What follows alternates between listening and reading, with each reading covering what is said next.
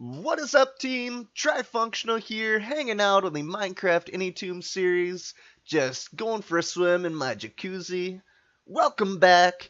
Last episode, we did the final touches on getting our blaze farm up and running. That's going to be insanely useful moving forward. We spent quite a bit of time in the nether over the last couple of episodes, so for this episode, we're going to do some projects around the base here in the overworld. And we're going to start by creating an on-off switch for our nether portal. So I'm going to get some supplies together. I'll bring you back in a second. Welcome back, team. So we've got the supplies that we need. We're going to start off just by breaking the portal, just so that we're not going in and out on accident when we are getting this set up. So I'm going to go ahead and bust out a couple of blocks here to give us room to work. And we're going to have a couple of dispensers. And looks like I forgot the dispensers. Alright, take two. We'll just cut that other bit out. Alright, so we're going to break the portal. And we're going to place down some dispensers. And let's go ahead and replace that obsidian that we just took out there. There we go. So, dispenser, dispenser.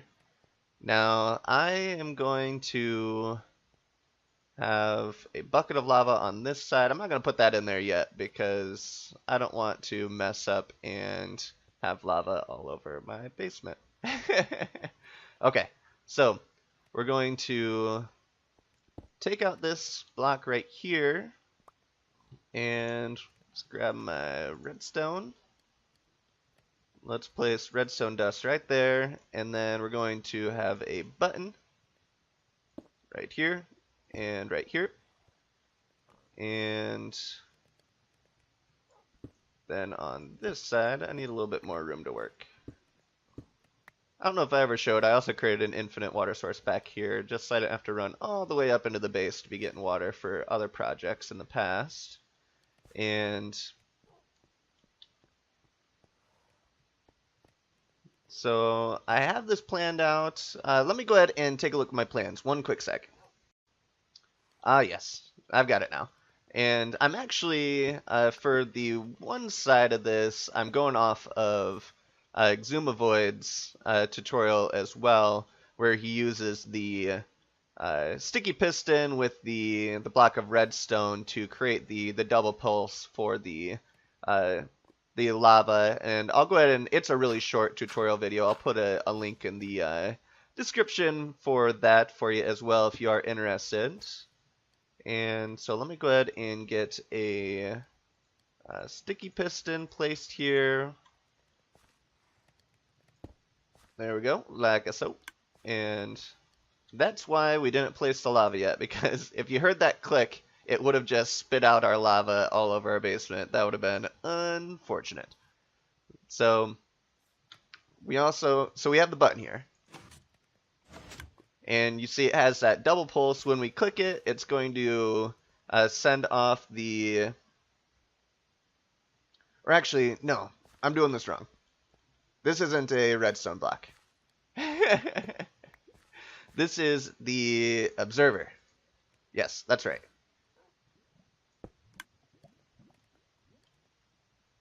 Yes, that's right. And so now, when we click this, it's going to move our observer, and you hear the two clicks. That's going to spit out the lava quick, that'll break the portal, and then the second click will suck the lava back in so that it doesn't go everywhere.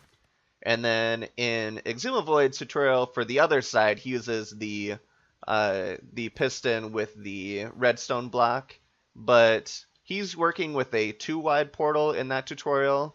And he does that so that the redstone doesn't mix and cause the lava to go everywhere. Since we're working with a 3-wide portal, the signals aren't going to be mixed, so we're fine with just the redstone on that side to get everything activated. And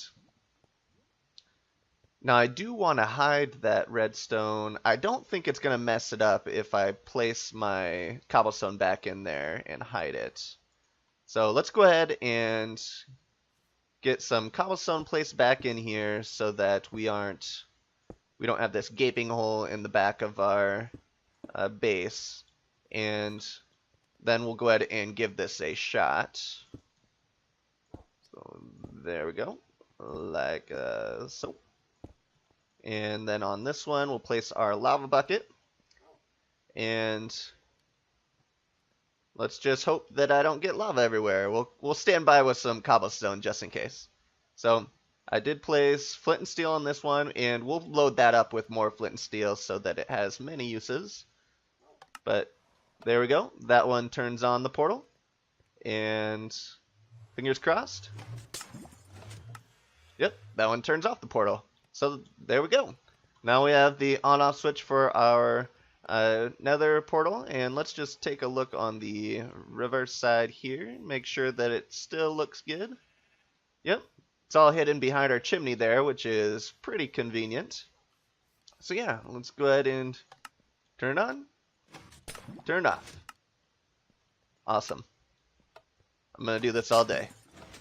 I'm going to cut for 3 hours and just do this for 3 hours. But yeah, this is super cool. So I'm going to go ahead and start getting things together for the next project. Check it out, team. The slime farm is working. The slimes are attracted to the iron golem, and so they rub themselves up against that fence, which actually in turn makes them die because they're standing on the magma blocks. Now, I came down here to get some more iron for our next project here, and I've noticed, if you look way in the back there, one of our mine carts is broken. It gets pushed a little bit by the other one, but then it just stops in the back there. So I'm not sure why that is. I've redesigned this minecart track multiple times, so this is kind of frustrating, but you'll see that on this side we're getting slimes, on this side we're not, because of the minecart being broken. So now those slime blocks right there won't be harvested. So let's just go grab those real quick. Let's see if I can get up in there. Alright. And I did learn that if you hold shift, so you're crouching when you go over the magma blocks, then you don't get hurt. So that's kind of good to know when you're working around the magma blocks. And so I'm going to go ahead and get this minecart system fixed as well. I'm not going to do that quite yet. I'm going to procrastinate on that for a second. But I got the iron that I needed for our other project, so let's continue back to our home base to work on that. Welcome back, team. So I timed that perfectly because it's about to get dark, but let's just do this quick before it does get dark. A cool trick that I've learned with these gates is you can just throw down a carpet so you can hop up over the gates, but your farm animals cannot. Now, the reason why we are in this pen is because we want the black wool. Now, I've gone ahead and dyed a few of the sheep black, and let's go ahead and see if we can get all the black wool that we can here, and then hopefully, oh, can we shear you? Nope, can't shear the babies. So we got 7 black wool from that. That's a whole lot. 11 carpets is not nearly enough. But the next project that we're going to work on is we're going to create a little small-scale tree farm. So we're just going to have a chest right there, and then we're going to have some hoppers going into the chest. And then around the outside. Now, the reason for the hoppers is because when you cut the wood out of trees, then the leaves remain for a period of time and start to deteriorate. Now, I don't want to wait around for the leaves to deteriorate to turn into saplings, and so I'm going to have all of these hoppers set up. Blue sheep got out. Oh no! I must have too many sheep in my area. Well, no more blue sheep. Anyways, so we're going to have all of these hoppers set up so that when we are cutting down the trees, they will hopefully drop saplings, and hopefully the hoppers will pick up those saplings so that we don't end up losing any, and we can have a sustainable tree farm. Because I've been trying to play or harvest some trees, but I keep losing the saplings because I'm too impatient to wait around for the saplings to drop, and then my sapling supply is dwindling, is the short answer. So we're gonna have all of these hoppers set up so that they are leading to that chest over there, and yeah, we're definitely not going to have enough hoppers. This is taking a lot of iron. Another plan that I thought might be a good idea would be to set up the hopper minecart underneath to pick up these saplings, which at first I was like, no, then I'm going to have to set up some rails, and that's going to take a lot of iron. But now that I'm looking at all of these hoppers that I'm using, it would probably take a lot less iron just to do the hopper minecart system. I'm going to go ahead and contemplate on that, and I'll sleep to make it daytime. I'll be back, folks. Alright, team, I'll admit it. You're right. We are going to go the other route. We're going to take up these hoppers, and we're going to place a minecart system underneath to catch all of these saplings. So, just going to pick up these hoppers. Now, I've wasted quite a bit of iron on these hoppers, but the good news is we have hoppers for days, so we're never going to run out of hoppers again.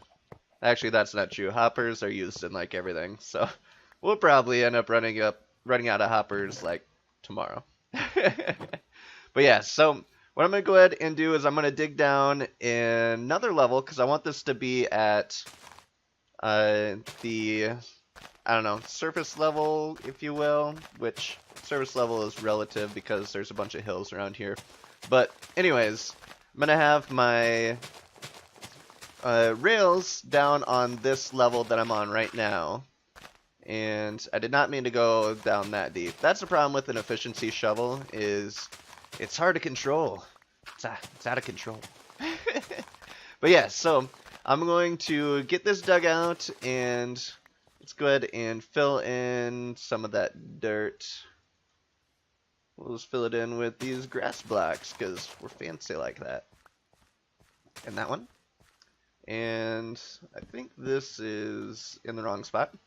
Alright, so we actually want to go out one more if we're going to... Oh, you see that? Out of control with this shovel.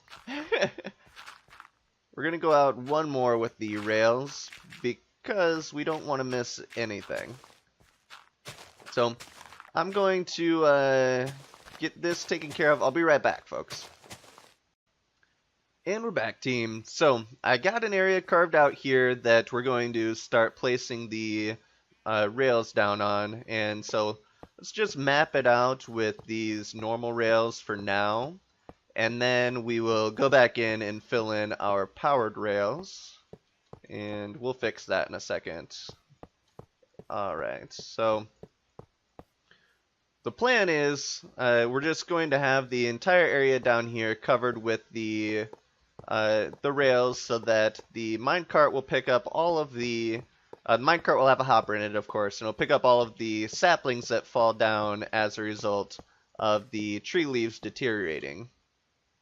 And I'm out of normal rails. That's okay. I have more. So let's go ahead and run over here. And I need to remember to keep shearing the sheep too, because I'm going to want the carpet for another project that I have planned. Where are my rails? There's my rails. I have tons of rails. Rails for days. Alright, so let's head back down in there. And I might have gone overboard with the powered rails that I was using with the slime farm, so I might go back in there and repurpose some of those powered rails and replace them with the normal rails as well. I didn't think I was going to run low on gold, but we are kind of getting a little bit down there on our gold supply, so A gold farm might be something in our future as well. We shall see. Nobody's going to see this block, but just to make it different, we'll just use polished diorite? Yeah, polished diorite for that one. And I believe that needs to be a powered rail there. And we're going to fill in some powered rails throughout as well. And we'll need to fix these guys. One of those and one of them. And okay. So then we're going to come up this way and probably have our hopper unloading system right here. And well, that'll mean that we'll probably have it up on this level, because that'll mean that our chest will be like right here. That's not too bad to access. And whoops. Then we'll need to carve out 1, 2, 3 for our unloading system. And what this will entail, let me go ahead and get this thrown together quick. So you've seen me do this before with the other farms. And so we'll do that. A powered rail on top here. And then we want to know when there is an item in the hopper so that it'll unpower the powered rail and start the hopper minecart back up. Or rather, it'll unpower the powered rail so that the hopper minecart will sit there and unload in the hopper. Then once the hopper is empty, then it powers it back up and sends it back on its merry way. So that's what the comparator does. And then from the comparator, we're going to have, let's grab a couple of items that we know we're going to need. So we're going to have a solid block here, and we're going to have a solid block on top. And then we're going to have a redstone torch on this side. We're going to have a repeater heading back that way, and then a solid block on top here. And so now that power rail is always powered unless there are items in the hopper. The comparator picks that up, and then it unpowers the rail until there's no more items in there and sends the hopper minecart back on its way. So I am going to lay down some powered rails in here so that we know that our hopper minecart will make it all the way around, and I'll bring you back in a second. Alright team, so we're back with a little bit more progress, and I am just getting the powered rails laid down for the minecart hopper system here. So what I'm doing is I am just digging a hole 2 blocks down wherever I want the powered rails to go, and then just popping a redstone torch there, and so that'll power the cobblestone block that I'm placing on top, and that'll power our powered rails. So let me go ahead and get this taken care of real fast, and I'll just go ahead and show you. See, now these powered rails are good to go. And so I'm going to go ahead and get that taken care of all the way around, and I'll bring it back in a sec. And team, so I've got all of the powered rails laid down and powered, so I haven't tested this out yet. Let's hope that I space them enough so that this gets all the way around. But we'll place down our hopper minecart. It will just go around the zigzags until it reaches that polished diorite. And yep, heads right back. And so this is going to catch all of our saplings as they drop. Now let's go ahead and get started covering this back up here. And yep, I just wanted to make sure that that wasn't going to obstruct things. And so basically what I'm going to do is have the this center spot, I want to,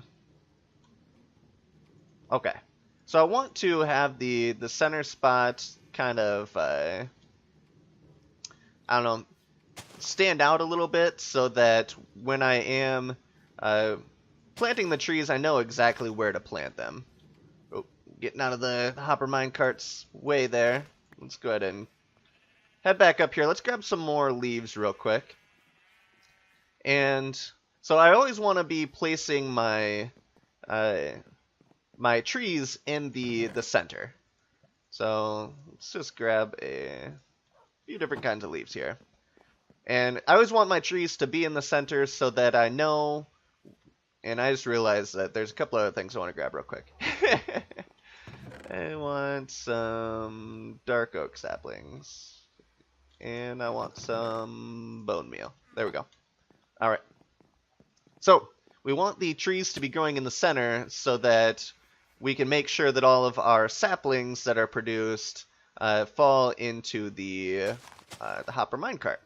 Into the area where the hopper minecart might pick it up. So, let's go ahead and just place down some different kinds of leaves here. There, those look nice. We'll throw down a birch right there.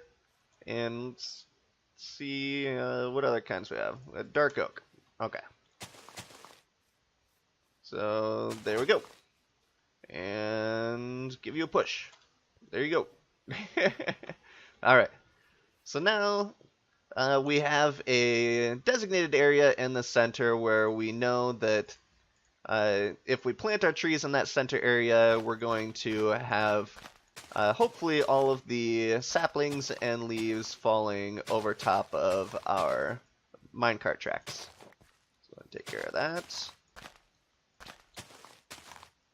And I'm kind of interested in marking out the borders on the outside as well, but maybe we won't worry about that. Maybe that's something I'll do in the future. We'll see. Let's go ahead and take care of that. Alright. So just about finished here, and then I'm going to go ahead and plant a tree and demonstrate this working. And looks like I need to sleep as well, so I'll bring you back in a second.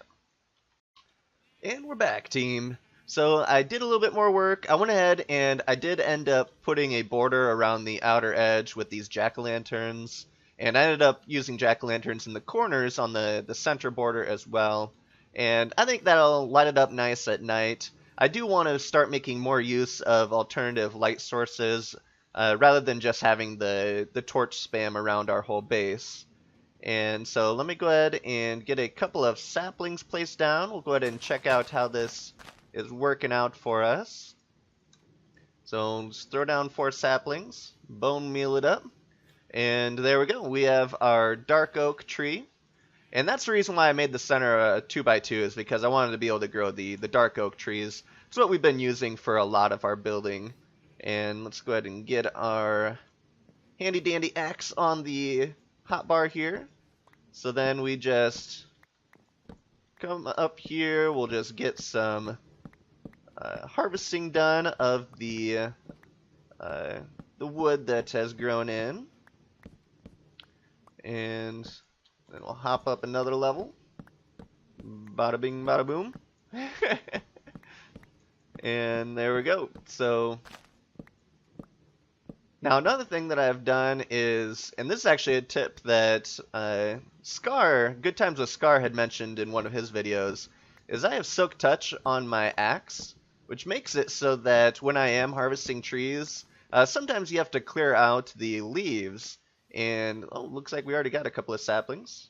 Nice. And, yep, that sapling, yep, those saplings are getting picked up by our hopper minecart. Yeah, this is going to work out nicely. But yeah, sometimes when you're clearing out trees, the leaves will get in your way so you can get to all of the pieces of wood. And if you have Silk Touch on your axe, then once you hit those leaves, then you'll get the leaf blocks, which are good for building. Like in this instance, I'm kind of a fan of the leaf blocks that we put in around the inner border here. Let's go ahead and see how many saplings. 2 saplings. Nice. And so yeah, so this is going to work out nicely. Just a little bit of an area to grow trees and then not have to sit around and wait for these saplings to drop in order to pick them up to be repurposed for the next trees that we'll be growing. So I'm going to do a little bit of planning, and I'll be right back. Alright, team, so that's going to be all for today. I went ahead and looked at the time on the clips that we've got so far. It looks like that's all the time we have for today's episode. Looks like there are some spawns that are spawning on top of our little cow breeding area here, so that's unfortunate. I don't have any torches on me, but we'll take care of that in a second. But this is looking kind of nice at night. There's plenty of light on the tree, and yeah. Anyways, so we've did a couple of projects today. We got the on-off portal set up. We got the tree farm area set up, and I hope you enjoyed the video. If you did, be sure to hit that like button. If you haven't already, make sure to subscribe. And I'm having a little bit of trouble with getting the videos out every day. I'm not sure if you've noticed yet, but the videos might not be every day. There's a zombie behind me. Videos might not be quite every day. My goal is to get them out every day, but sometimes there might be a day in between on the videos. When that happens, I do apologize, but I am making sure to get them out daily when I can. But yeah, if you have any suggestions or tips or comments, concerns, anything, make sure to leave a comment. And I hope you all have a great rest of your day. I will catch you on the flip side.